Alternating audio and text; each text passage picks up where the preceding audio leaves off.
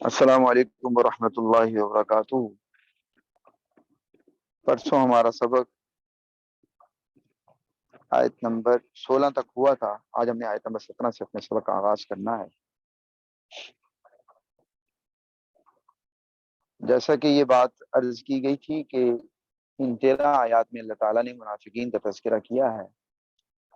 اور ان آیات کے اختتام میں اللہ تعالیٰ نے آخری حصے میں منافقین کو 2 مثالوں کے ذریعے واضح کیا ہے۔ منافقین کے حوالے سے یہ بات پہلے سمجھنی چاہیے اچھی طرح کہ منافق اکثر یہودی تھے، اور یہود کے بارے میں یہ بات جاننی چاہیے کہ یہود نبی اکرم صلی اللہ علیہ وسلم کی آمد کے منتظر تھے۔ ان کی کتابوں میں آپ صلی اللہ علیہ وسلم کی آمد کے حوالے سے پیشن گوئیاں موجود تھیں، آپ کے اوصاف موجود تھے، عیسائیوں کی کتابوں میں اوصاف موجود تھے، سارا کچھ موجود تھا، اور انہیں اندازہ تھا کہ آخری پیغمبر کے آنے کا وقت آ چکا ہے، اور آپ کی آمد کے منتظر تھے۔ اوس اور خزرج کے ساتھ جو مدینے کے اصل باسی تھے، ان کے ساتھ جب مدینہ کے یہودیوں کی لڑائی ہوتی تو بسا اوقات وہ ان کو یہ دھمکی دیا کرتے تھے کہ ہمارا پیغمبر آنے والا ہے، ہم اس کے ساتھ مل کر تم پر فتح حاصل کریں گے۔ قرآن حکیم نے اس کا بھی تذکرہ کیا ہے، اسی پہلے پارے کے دوسرے نصف میں یہ تذکرہ موجود ہے۔ لیکن جب نبی اکرم صلی اللہ علیہ وسلم تشریف لائے، یہود نے مخالفت شروع کر دی۔ اس مخالفت کی جو وجوہات تھیں ان میں زیادہ وجہ ایک سیاسی تھی اور بہانہ انہوں نے ایک مذہبی بنایا۔ سیاسی وجہ یہ تھی کہ وہ یہ چاہتے تھے کہ بادشاہت یہود کے پاس رہے، یعنی اسٹیٹ اینڈ ریلیجن کا ڈویژن وہ چاہتے تھے کہ حکومت سیاست یہود کے پاس رہے، اور جو مذہبی حوالے سے چیزیں ہیں وہ پیغمبر کے پاس رہیں، وہ یا پیغمبر کو اپنے تابع رکھیں وہ۔ اس لیے آپ یہ باتیں سنتے بھی پڑھی ہوں گی سیرت میں کہ انہوں نے باقاعدہ طور پر آپ صلی اللہ علیہ وسلم کی آمد سے پہلے یہ تاج تیار کر رکھا تھا، اور ایک بادشاہ بھی نامزد کر رکھا تھا کہ اس کی تاج پوشی کرنی ہے۔ لیکن ہجرت سے پہلے ہی کایا پلٹ چکی تھی، حالات مدینہ کے مختلف ہو گئے، مشرکین کی بڑی تعداد اوس اور خزرج کے لوگوں نے اسلام قبول کرنا شروع کر دیا، اور نبی اکرم صلی اللہ علیہ وسلم جیسے ہی تشریف لائے تو مدینہ کی صورتحال یکسر مختلف تھی۔ یہود نے اس سیاسی بیانیے کے مقابلے میں ایک مذہبی بیانیہ اختیار کیا اور کہا کہ نبی اکرم صلی اللہ علیہ وسلم کا تعلق بنو اسحاق سے نہیں ہے، اس لیے ہم نے نہیں ماننا۔ یہ کیا کہانی ہے؟ اصل میں حضرت ابراہیم کے 2 بیٹے تھے، حضرت اسماعیل اور حضرت اسحاق۔ حضرت اسحاق کے بیٹے سے حضرت یعقوب، حضرت یعقوب کا لقب ہے اسرائیل۔ اسرا کا معنی ہوتا ہے عبد، بندہ۔ ایل عبرانی زبان میں، ہیبریو میں اللہ کو کہا جاتا ہے، تو اسرائیل کا معنی عبد اللہ، اللہ کا بندہ۔ حضرت یعقوب کا لقب تھا۔ حضرت یعقوب کے 12 بیٹے تھے، ان 12 بیٹوں سے جو نسل چلی ان میں ایک حضرت یوسف تھے، وہ بنی اسرائیل کہلاتی ہے، اور انہی کے اندر 4000 سے زیادہ انبیاء آئے، انہی میں حضرت موسیٰ بھی تشریف لائے، حضرت عیسیٰ بھی تشریف لائے۔ جو یہود کا مذہب ہے وہ نسلی مذہب ہے، یعنی یہودی غیر اسرائیلی کو یہودیت کا ٹائٹل نہیں دیتے، چاہے وہ یہود کے سارے عقائد نظریات پر چل رہا ہو۔ اب انہوں نے کچھ لوگوں کو غیر اسرائیلیوں کو بھی یہ ٹائٹل دیا ہے، ورنہ یہودیت ایک نسلی مذہب ہے۔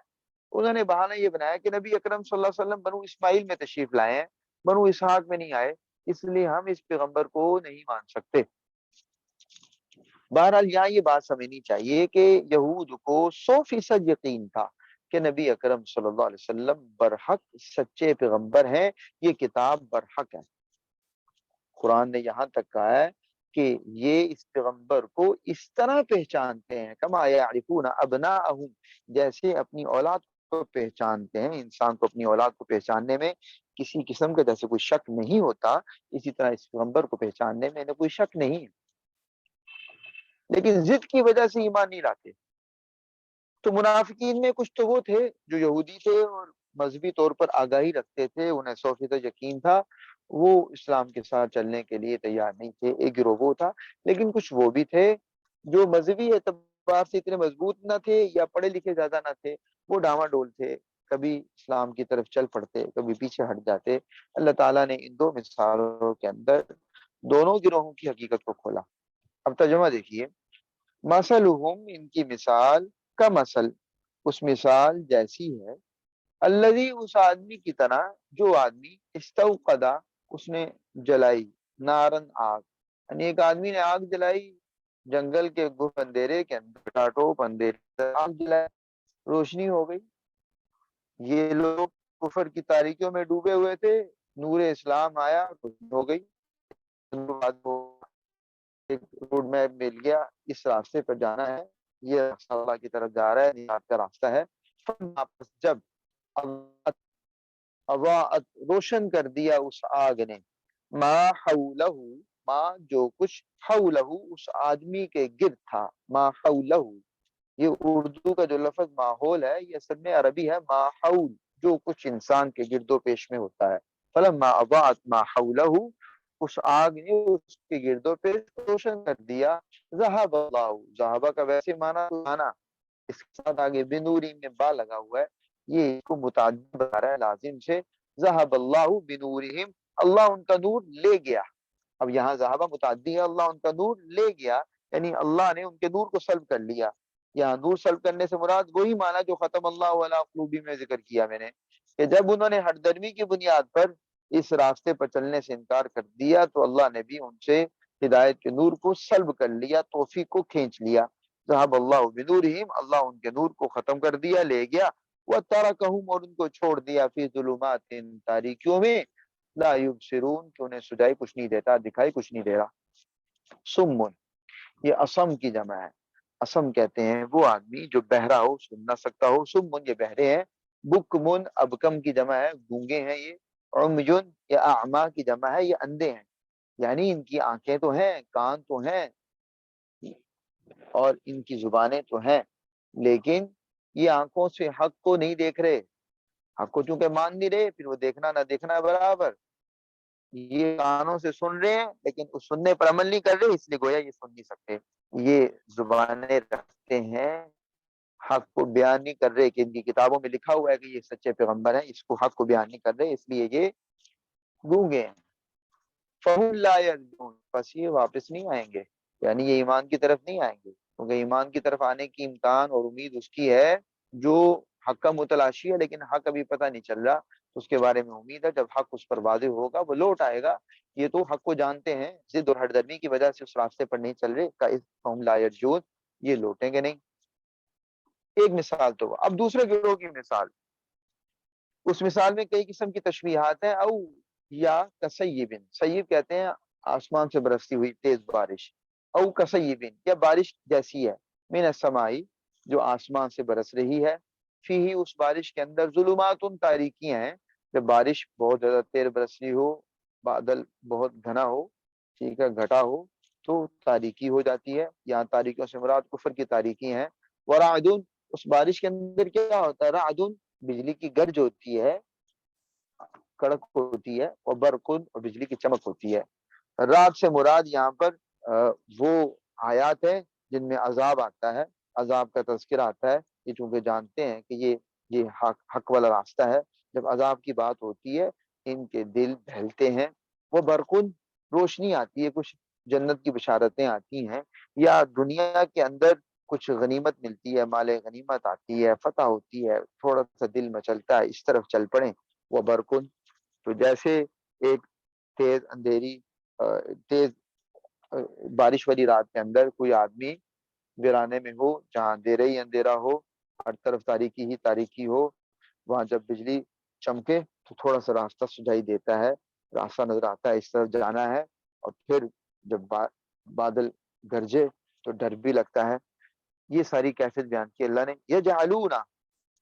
یہ رکھتے ہیں، ڈالتے ہیں، اصابعہم اپنی انگلیاں، اصبع کی جمع اصابعہم اپنی انگلیاں، فی آذانہم، آذان اذن کی جمع ہے، اپنے کانوں میں، من الصواعق،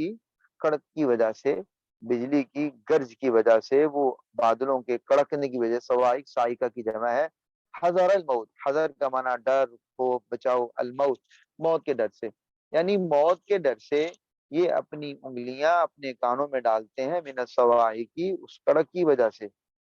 کڑک کی وجہ سے۔ تو کیا بھلا اگر بلی کو دیکھ کر کبوتر آنکھیں بند کر لے تو کیا بلی اس کو چھوڑ دیتی ہے؟ کچھ نہیں کہتی۔ بجلی چمک رہی ہو، گرج رہی ہو بادل، اور انسان اپنے کان بند کر لے تو کیا بجلی اس کو معاف کر دے گی؟ اس پر نہیں آ کے کڑکے گی؟ اس پر بجلی کی لائٹ پڑ کے اس کو بھسم نہیں کرے گی؟ یعنی موت سامنے ہے، عذاب سامنے ہے، وہ ان کو ملنا ہی ملنا ہے۔ اللہ، اور اللہ نے محیط گھیر رکھا ہے، احاطہ کر رکھا ہے بالکافرین، کافروں کا، یعنی کافر اللہ کی پوری گرفت میں ہے، یہ بچ کر کہیں نہیں جا سکتے۔ یکاد البرق یخطف ابصارہم، یکاد، کاد یکاد،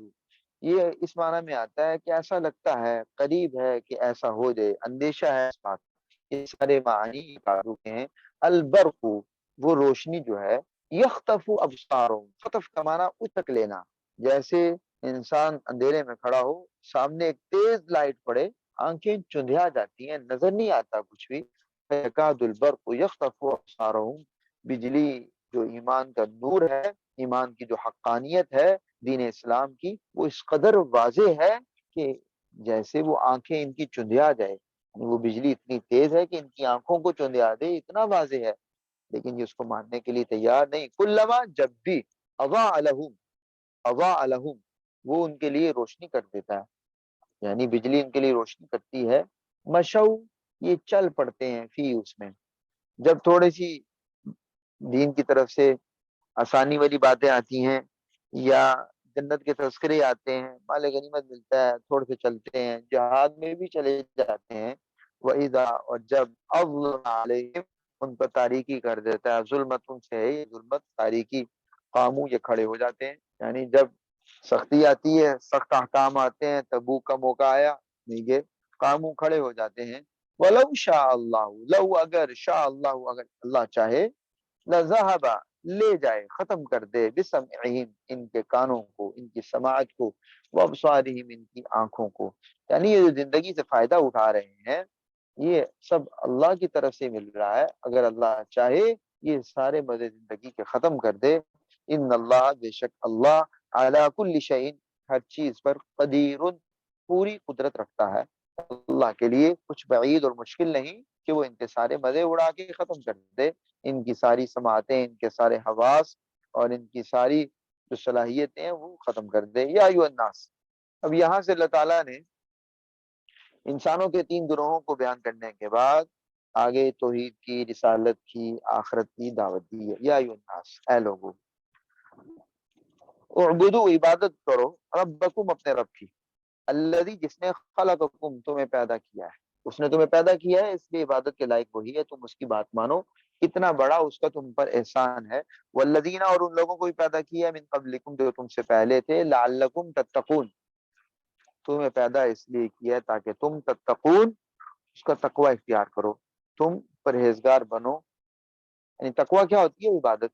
کہ اپنی زندگی کو اللہ کی مرضی کے مطابق بناؤ، اور یہی انسان کی تخلیق کا مقصد ہے۔ وما خلقت الجن والانس الا لیعبدون، اللہ فرماتے ہیں کہ میں نے انسانوں کو، جنوں کو صرف اپنی عبادت کے لیے پیدا کیا ہے۔ کیا تمہیں پیدا اس لیے کیا ہے تاکہ تم پرہیزگاری اختیار کرو، متقی بن جاؤ۔ اب دیکھو اللہ کی قدرت تم پر، اللہ کی تم پر کرم نوازیاں، مہربانیاں کس قدر ہیں، زندگی گزارنے کے جتنے اسباب ضروری تھے وہ سب اللہ نے دیے ہیں۔ الذی، وہ ذات جس نے، جعل، بنایا، لکم، تمہارے لیے، الارض، زمین کو، فراشن، بچھونا، یعنی زمین کے اندر یہ صلاحیت پیدا کی کہ تم اس پہ چل پھر سکتے ہو، اس پہ تم ٹھہر سکتے ہو۔ والسماء، اور آسمان کو، بناء، چھت بنایا، اس چھت انسان کو اوپر کی چیزوں سے محفوظ کرتی ہے، کوئی چیز اس پہ آ کے گرتی نہیں، تو آسمان کی چھت بنائی، معلوم نہیں کس کے اوپر کتنی چیزیں ایسی تھیں جو انسانوں کے لیے نقصان دہ ہو سکتی تھی۔ وانزل، اور نازل کیا ہے، من السماء، آسمان سے، ماء، پانی، فاخرجا، پھر نکالا، پیدا کیا، بھی، اس پانی کے ذریعے، من الثمرات، پھلوں کو، مختلف قسم کے پھلوں کو، رزقا لکم، تمہارے رزق کے طور پر، یعنی تمہارے رزق کے طور پر تمہیں اتنے سارے پھل عطا کیے۔ فلا تجعلوا، پر جس کائنات کے نظام کو وہ اکیلا رب چلا رہا ہے، تم اس کے ساتھ شریک مت ٹھہراؤ، اپنی طرف سے یہ باتیں مت بناؤ کہ بڑا نظام وہ چلا رہا ہے، چھوٹا نظام یہ بت چلا رہا ہے۔ فلا تجعلوا، پس مت بناؤ، للہ، اللہ کے ساتھ، اندادن، یہ ند سے ہے، ند کا معنی شریک، پارٹنر، اندادن، شریک مت بناؤ، وانتم تعلمون، اور تم جانتے ہو، تمہاری عقل اتنا کام کرتی ہے کہ جو رب یہ ساری کائنات کا بڑا نظام چلا سکتا ہے وہ چھوٹا کیوں نہیں چلا سکتا۔ اب آگے نبی اکرم صلی اللہ علیہ وسلم کی رسالت کو ثابت کیا، کہا کہ دیکھو یہ پیغمبر ایک معجزہ لے کر آئے ہیں، وہ ان کی حقانیت کی دلیل ہے، وہ معجزہ قرآن ہے۔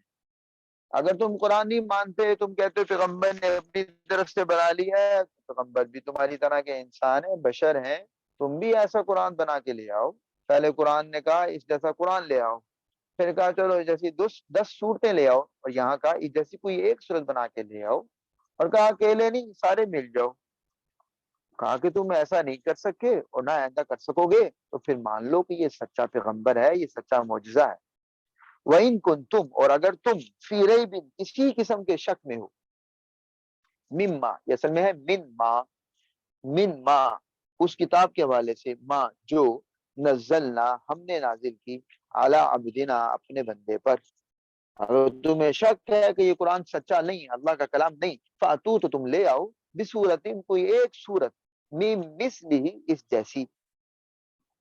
ودعو، اور بلا لو، شہداءکم، اپنے مددگاروں کو، اپنے ساتھی ملا لو سارے، من دون اللہ، اللہ کے علاوہ جتنے تم نے بنا رکھے ہیں اپنے کارساز، وہ سارے رکھوالے بلا لو، ان کنتم صادقین، اگر تم اپنے اس دعوے میں سچے ہو کہ یہ کلام اللہ کا کلام نہیں، پیغمبر نے خود بنایا ہے، تو تم اگر دعوے میں سچے ہو تو پھر مقابلہ کر کے دکھا دو۔ فَإِن لَمْ تَفْعَلُوا، اگر تم ایسا نہ کر سکو، وَلَن تَفْعَلُوا، اور تم ہرگز ایسا نہیں کر سکو گے، فَاتَّقُوا، تو پھر ڈرو، النار، اس آگ سے، التی، وہ آگ، وقودها، جس کا ایندھن، وقود ایندھن، جس سے وہ آگ مزید بھڑکے گی، الناس، لوگ ہوں گے، والحجارت، پتھر ہوں گے۔ پتھر سے مراد ہے بت، وہ بت پتھر کے بناتے تھے، کہ یہ بت، ان بتوں کے بارے میں تم یہ کہتے تھے کہ یہ ہماری مدد کریں گے، یہ ہماری مدد کریں گے، تو یہ ہماری سفارش کریں گے، دیکھو یہ بت تمہارے ساتھ جل رہے ہیں، یہ اپنی مدد نہیں کر سکتے، تمہاری مدد خاک کریں گے۔ دوسرا معنی یہ ہے کہ تم کہتے تھے یہ بت ہماری سفارش کر کے ہمیں بچائیں گے، یہ دیکھو یہ اس آگ کو بھڑکانے میں ایندھن کا کام دے رہے ہیں، تمہارا تو نقصان کر رہے ہیں، یہ تمہاری آگ کو بھڑکا رہے ہیں، والحجارت، وہ پتھر ہوں گے، وعدت، وہ آگ تیار کی گئی ہے، للکافرین، کافروں کے لیے۔ قرآن حکیم جہاں جہنم کی آگ سے ڈراتا ہے، ساتھ جنت کی خوشخبری بھی دیتا ہے، وہ بشیر، اور اے پیغمبر آپ خوشخبری سنائیے، الذین آمنوا، ان لوگوں کو جو ایمان لائے، وعملوا الصالحات، انہوں نے نیک عمل کیے، انا، کہ لہم، ان کے لیے، جنات، باغ ہیں، جنتون کی جمع ہے، جنت اصل میں باغ کو کہتے ہیں، جنات، ان کے لیے جنتیں ہیں، باغات ہیں، تجری، بہتی ہوں گی، من تحتہا، ان باغوں کے نیچے، الانہار، نہریں، کلما، جب بھی، رزقو، رزقو کا معنی رزق ہے، مجہول کا صیغہ، رزقو، انہیں دیا جائے گا، یعنی انہیں بطور رزق دیا جائے گا، منہا، اس باغ میں سے، اس جنت میں سے، من ثمرتن، کوئی پھل، رزقن، بطور رزق، یعنی جب بھی جنت میں انہیں کوئی پھل دیا جائے گا، قالو، تو وہ جنتی کہیں گے، ھذا الذی، یہ ہے جو، رزقنا، ہمیں دیا گیا، من قبل، اس سے پہلے، یعنی جو ہمیں پہلے دیا گیا تو وہی پھل ہے، وَأُتُوا بِهِ متشابہہ، اتو کا ویسے معنی تو جو ہے نا مجہول کے اندر یہ لازم ہے، یہاں پہ با لگا ہے، تو اتو بھی متعدی بنا ہے، اس لیے اس کا مجہول آیا، وہ اتو بھی، اور دیا جائے گا ان کو، ان کے پاس لایا جائے گا، متشابہہ، وہ متشابہہ، ملتا جلتا، متشابہ، یعنی جس کی آپس میں مشابہت ہوگی۔ اس کے دو معنی مفسرین نے بیان کیے ہیں، ایک معنی یہ کہ جنت کے پھل دکھنے میں ایک جیسے لگیں گے، جو جنتی نے پہلے پھل کھایا ہوگا اسی طرح کا پھل وہ دوبارہ کھائے گا، کہ یہ تو پہلے والا پھل ہے، لیکن ذائقہ مختلف ہوگا ہر پھل کا، بناوٹ ایک جیسی ہوگی، ذائقہ ہر ایک کا مختلف ہوگا۔ یا دوسرا معنی مفسرین نے یہ بیان کیا ہے کہ جنتی پھل دیکھنے میں دنیا کے پھلوں جیسے ہوں گے، لیکن ذائقہ ان کا جنتی پھل کا بہت کامل، بہت اعلیٰ درجے کا ہوگا۔ وَلَهُمْ، اور ان جنتیوں کے لیے، فیہا، اس جنت میں، ازواجن، بیویاں ہوں گی، مطہرۃ، پاکیزہ، جو ظاہری باطنی ہر قسم کی گندگی سے پاک ہوں گی، وہم فیہا، اور وہ جنتی اس جنت میں رہیں گے، خالدون، ہمیشہ۔ ان اللہ، بے شک اللہ، لا یستحی، اللہ نہیں شرماتا، ان یضربہ، کہ وہ بیان کرے، مثلا مثال، ما، کوئی بھی مثال، بعوضتاً، وہ مچھر کی ہو، فما فوقہا، یا اس سے بھی زیادہ معمولی چیز کی ہو۔ اللہ تعالیٰ نے دنیا کو کہا کہ یہ مچھر کی مانند ہے، یعنی جس طرح مچھر انسان کے لیے بالکل معمولی چیز ہوتی ہے، تو اللہ کے نزدیک یہ دنیا بالکل معمولی ہے۔ مشرکین کو بیجا اعتراض کا موقع ہاتھ آیا، انہوں نے کہا دیکھو یہ کہتے ہیں کہ یہ رب العالمین کا کلام ہے، یہ بادشاہوں کے بادشاہ کا کلام ہے، اتنا بڑے بادشاہ کا کلام ہے، اور مثال مچھر کی۔ حالانکہ ان کو یہ نہیں پتا تھا کہ مثال اور ممثل لہو میں، یعنی جس چیز کی مثال بیان کی جا رہی ہے اس میں اور مثال میں مناسبت ہونی چاہیے۔ گھٹیا چیز کی مثال کے لیے گھٹیا معمولی چیز کو مثال کے طور پہ پیش کیا جائے گا، کوئی اعلیٰ چیز کو تو نہیں پیش کیا جائے گا، یہ تو عقل کے تقاضے کے خلاف ہے۔ لیکن ان کے اس بیجا اعتراض کا اللہ نے جواب دیا کہ ان کو اتنی عقل نہیں ہے کہ یہ بغیر سوچے سمجھے یہ بات کرتے ہیں۔ اب اس جب اللہ کی طرف سے کوئی بیان آتا ہے، اللہ کی طرف سے کوئی آیت آتی، اللہ کی طرف سے کوئی بات آتی،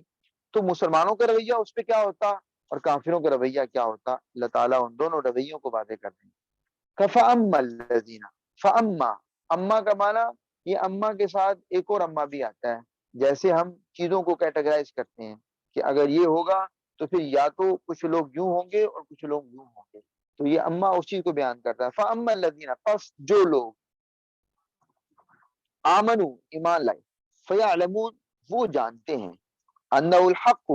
کہ یہ بات سچی ہے، یعنی جو بات بھی اللہ کی طرف سے آ رہی ہے یہ برحق بات ہے،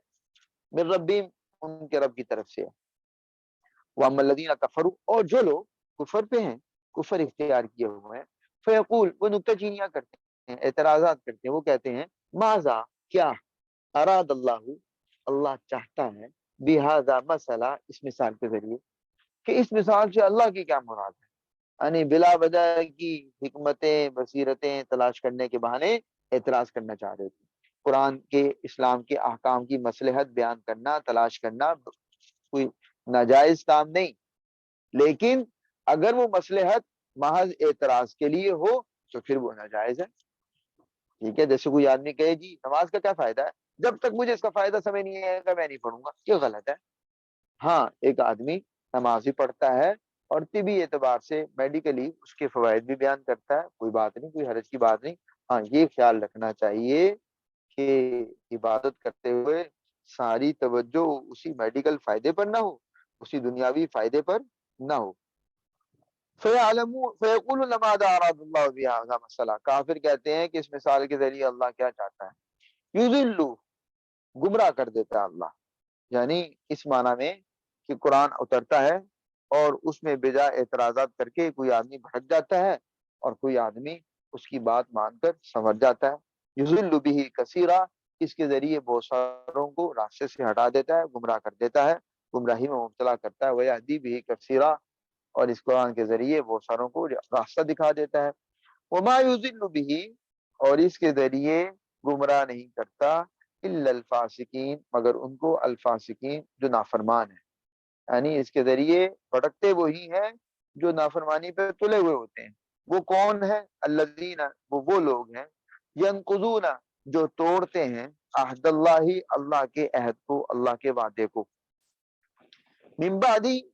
میثاقی، میثاق کا معنی ہوتا ہے پختہ کرنا، وثوق، سکہ، یہ سارے لفظ اسی سے آتے ہیں۔ میثاقی، اللہ سے کیے وعدے کو پختہ کرنے کے بعد توڑ دیتے ہیں۔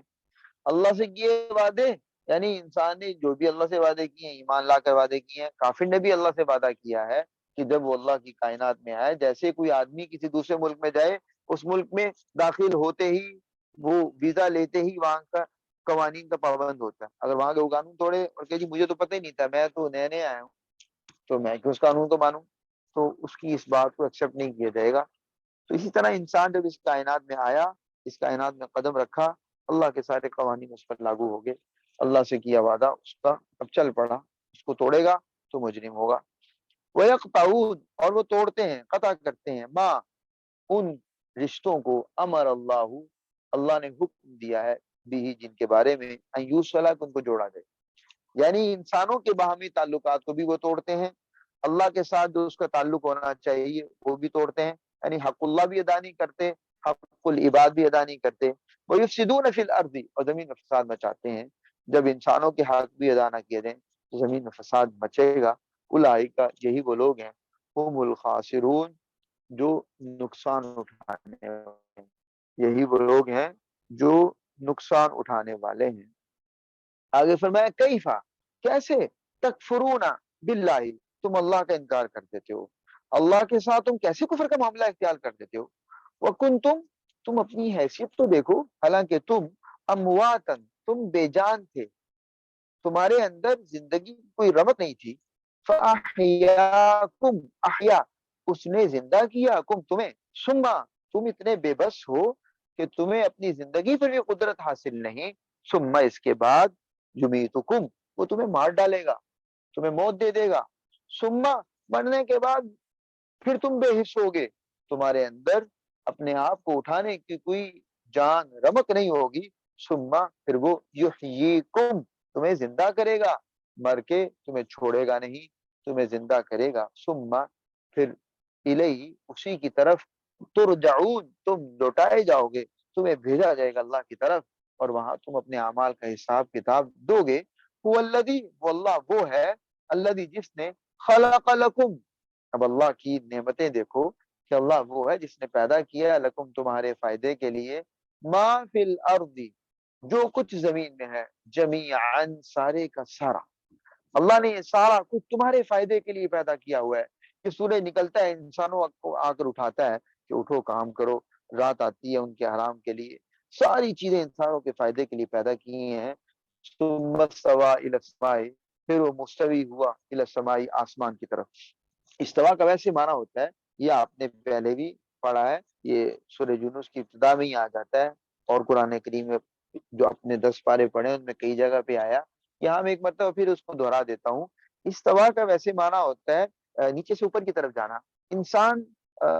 یہ نیچے سے اوپر کی طرف جانے کی جو کیفیت ہے، وہ انسان چونکہ اپنی کیفیت کو ہی دیکھتا ہے، وہ پھر اسی طرح کی تشبیہ قائم کرتا ہے، اور اللہ کی ذات ایسی ہے کہ وہ ہر قسم کی تشبیہ سے پاک ہے۔ لیسا کمثلہ شیء، اللہ جیسی کوئی چیز نہیں۔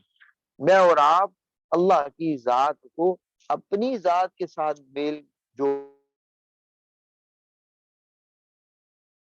وہ کیا ہے، وہ کیفیت ہمیں معلوم نہیں،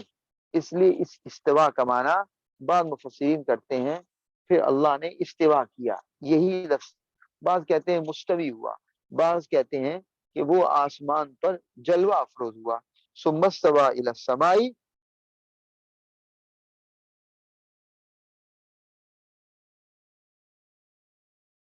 کی طرف متوجہ ہو کر اس نے سواہن، سوا کا معنی برابر کر دینا، ان کو برابر بنا دیا، سبع سماوات، 7 آسمانوں کی صورت میں، یعنی بالکل برابر، ہر قسم کی کجی سے، ٹیڑھ سے، شگاف سے پاک، برابر بنا دیا۔ وہ ہوا، اور وہ ذات، بکل شیء، ہر چیز کے بارے میں، علیم، پورا پورا علم رکھتی ہے، اس ذات کو پورا علم حاصل ہے۔ لیجیے یہیں تک رکھیے، کل انشاءاللہ آگے چلیں گے، آج کا سبق یہیں تک رکھتے ہیں۔ السلام علیکم ورحمۃ اللہ وبرکاتہ۔